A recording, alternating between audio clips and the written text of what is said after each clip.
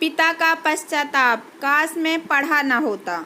दीनदयाल पेशे से तो वकील थे, परंतु बुद्धि के तेज व्यक्ति थे, इसलिए अच्छा खासा कमा लिया करते थे।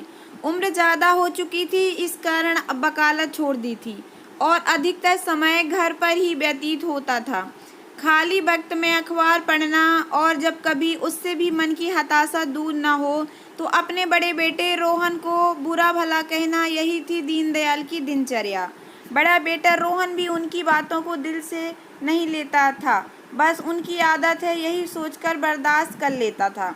दीनदयाल का घर पूरी तरह सुख संपन्न था, क्योंकि दो छोटे बेटे सोहन और नीरज सरकारी नौकरी पर थे। एक डॉक्टर तो एक पुलिस में था। महीने पर अच्छी खासी रकम घर पर आ जाती थी। इतना रुपया पाकर दीनदयाल का दिल खुशी से झूम उठता था, परंतु जैसे ही उनकी नज़र रोहन पर पड़ती, वैसे ही उसकी हंसी गम को हो जाती और वह अपने अनपढ़ बेटे को कोसने लगता था, क्योंकि वह चाहता था कि रोहन भी अपने भाइयों की तरह पढ़ लिख कर सरकारी नौकरी करे। परंतु दीनदयाल के अथक प्रयास से भी रोहन का मन पढ़ाई में ना लगा। अब तो आलम यह था कि हर रोज रोहन को गाली देना और घर का सारा काम रोहन से ही करवाना, यह सब दीनदयाल की आदत में शुमार हो चुका था। जब कभी भी कोई व्यक्ति अपने बेटे की नौकरी लगने की खबर दीनदयाल को सुनाता तो दीनदयाल का गुस्सा रोहन पर दोगुना फूटता। रोहन की अब यही दिनचर्या बन चुकी थी, खेत से चारा काट कर लाना और मशीन से काट कर जानवरों को डालना और घर का खाना भी बनाना और शाम को दीनदयाल के पैर दबाना। इतना करने के बावजूद भी उसे इनाम में गालियां मिलती थी, परंतु फिर भी उसके मुंह से कभी भी दीनदयाल के खिलाफ एक शब्द नहीं निकलता। जब कभी भी वो ज़्यादा उदास होता तो अपनी माँ की फ़ोटो को गले से लगाकर बहुत रोता। एक दिन दीनदयाल कुर्सी पर बैठे अखबार पढ़ रहे थे कि तभी शंभू एक मिठाई का डब्बा लेकर वहां आया और दीनदयाल को वह मिठाई का डब्बा दिया। यह देखकर दीनदयाल का चेहरा तिलमिला उठा, क्योंकि दीनदयाल बहुत ही ईर्ष्यालु व्यक्ति था। किसी और की खुशी उससे बर्दाश्त नहीं होती थी, इसलिए कोई भी व्यक्ति उसे अपनी खुशियों में शामिल नहीं करता था। दीनदयाल ने बुए चढ़कर कहा, क्या बात है शंभू, आज तुम बहुत मिठाई बांट रहा है, आखिर इस खुशी का कारण क्या है? क्या कोई लॉटरी लग गई है? शंभू ने प्रत्युत्तर में कहा, बात यह है कि भैया, आज मेरे बेटे की पुलिस में नौकरी लग गई है। दीनदयाल ने शंभू को अचरज भरी निगाहों से देखते हुए पूछा, क्या कह रहे हो, तुम्हारे बेटे की नौकरी लग गई? वही बेटा जो 12वीं में लुढ़कते लुढ़कते बचा, वो आज पुलिस वाला बन गया है। अरे हमें तो विश्वास ही नहीं होता कि उसकी भी नौकरी लग सकती है। शंभू ने नर्म भाव से कहा, हाँ भैया, उसकी ही नौकरी लग गई है, बस सब ऊपर वाले की कृपा है। आज मेरा बेटा पुलिस वाला बन गया है, इसी खुशी में आज हम लड्डू बांट रहे हैं। तब तक रोहन भी वहां आ चुका था। शंभू ने रोहन को देखकर डब्बे में से एक लड्डू निकालकर रोहन को देते हुए कहा, बेटा, आज बड़ी खुशी की बात है, तुम्हारा दोस्त रवि आज पुलिस वाला बन गया है। यह सुनकर रोहन खुशी से झूम उठा और खुश होकर शंभू से पूछा, क्या काका, सच में मेरा दोस्त पुलिस वाला बन गया है? तभी दीनदयाल ने रोहन को घूर कर देखा तो रोहन छटपटा कर एक कोने में खड़ा हो गया। दीनदयाल ने आंखें गुरेज कर रोहन की तरफ देखते हुए कहा, देख ले, एक वो है जो पुलिस में लग गया और एक तू है जो भैंसे चराता है। अरे कितनी बार तुझको समझाया कि पढ़ ले, तूने मेरी हरगिज न मानी। अरे तू तो बस इस धरती के लिए बोझ है, इससे ज़्यादा और कुछ नहीं, समझा? शंभू को यह देखकर रोहन पर तरस आ गया। उसने नरम स्वर में दीनदयाल से कहा, अरे भैया, क्यों बुरा भला कह रहे हो रोहन को? अरे उसका मन पढ़ाई में नहीं लगा तो नहीं लगा, इस तरह आप इसे बुरा भला क्यों कहते रहते हो? आप अगर मेरी मानो तो आप ना हो तो रोहन की शादी करा दो। घर में बहू आएगी तो आपका भी ख्याल रखेगी और रोहन का भी ख्याल रखेगी। दीनदयाल ने रोहन की तरफ देखा, फिर शंभू से कहा, अरे इस अभागे को कौन ब्याहेगा अपनी बेटी? इससे शादी करने से पहले वो अपनी बेटी को जहर न दे दे। शंभू ने प्रत्युत्तर में कहा, अरे क्यों नहीं, हमारे साले की बिटिया है रज्जो, आप अगर राजी हो जाओ तो रिश्ते की बात चलाएं। दीनदयाल ने शंभू की बात को नकारते हुए कहा, नहीं नहीं, वो तो बिल्कुल अनपढ़ है और मैं इसी एक अनपढ़ को बड़ी मुश्किल से बर्दाश्त कर पा रहा हूँ, उसे कैसे कर पाऊंगा। शंभू ने जवाब दिया, अरे आप भी कमाल करते हो। अब रोहन जितना पढ़ा लिखा उतनी ही पढ़ी लिखी बिटिया मिलेगी। मेरी मानो तो फिर एक बार सोच लो, बिटिया बहुत कमेरी है, घर का सारा काम अकेली ही कर लिया करेगी। दीनदयाल ने कहा, अरे ऐसे तो इसका ब्याह कब का हो चुका होता। अरे हम अपने घर में अनपढ़ लोगों को तो बिल्कुल भी बर्दाश्त नहीं कर पाएंगे। और तुम इसकी चिंता छोड़ो, ये तो है ही धरती का बोझ, पड़ा पड़ा खाता रहता।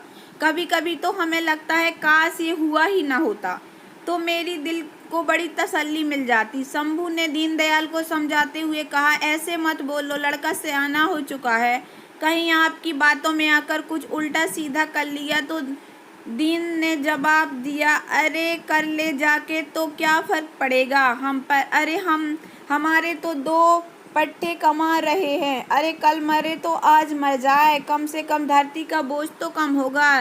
दीनदयाल की एक बात रोहन को अंदर तक तोड़ रही थी। आज उसकी हिम्मत जवाब दे चुकी थी। आज उसने अपने जीवन को ख़त्म करने का अंतिम निर्णय ले लिया था। आज उसने एक बड़ी सी रस्सी ले ली और चारा लेने के बहाने से घर से निकल गया और खेत पर खड़े नीम के पेड़ पर उसने फांसी लगा ली। जब रात अधिक हो गई और रोहन घर वापस नहीं लौटा तो दीनदयाल ने आस पड़ोस में पता किया। पता करने पर पता चला कि वह खेत से चारा लेकर वापस ही नहीं आया था।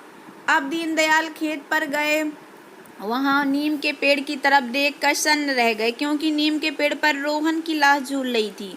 गांव के लोगों की भीड़ एकत्रित हो गई और वहां उपस्थित लोगों ने रोहन की लाश को नीम के पेड़ से उतारा और उसका क्रियाकर्म, परंतु इतना कुछ होने के बावजूद दीनदयाल पर इसका कोई प्रभाव नहीं पड़ा। वह पहले की तरह ही जिंदगी जीने लगा। वक्त धीरे धीरे गुजरता गया। अब उसके दोनों बेटों की शादी हो चुकी थी। जो बेटा डॉक्टर था उसकी पत्नी भी डॉक्टर, और जो बेटा पुलिस में था उसकी पत्नी पुलिस वाली। समय के साथ साथ दीनदयाल की उम्र काफ़ी ढल चुकी थी। उसके हाथ पैर उसका साथ नहीं देते, कोई भी काम करने पर उसकी हाँफी फूल जाती। बड़े बेटे ने शहर में एक अस्पताल खोल लिया और दोनों मियाँ बीवी शहर में रहने लगे। कुछ दिनों बाद छोटे बेटे की भी पोस्टिंग दूसरे शहर में हो गई तो उसने अपनी पत्नी की भी पोस्टिंग उसी शहर में करवा ली। अब दोनों ही मियाँ बीवी जाने की तैयारी में जुट गए। तभी दीनदयाल वहां आकर के अपने छोटे बेटे नीरज से कहा, बेटा, बड़े बेटे और बहू को तो हमें छोड़कर चले गए, अब तुम भी जा रहे हो, अब हम अकेले यहाँ कैसे रहेंगे। बेटा ऐसा करो, हमें भी अपने साथ लेते चलो। नीरज ने कहा, बापू आप जानते हो शहर का वास्ता है, अभी तो लोग खुद किराए पर रह रहे और आपको कैसे रखेंगे। वैसे भी बापू हमारे पास ही इतना बड़ा घर, इसे किसके हवाले छोड़ कर जाएंगे।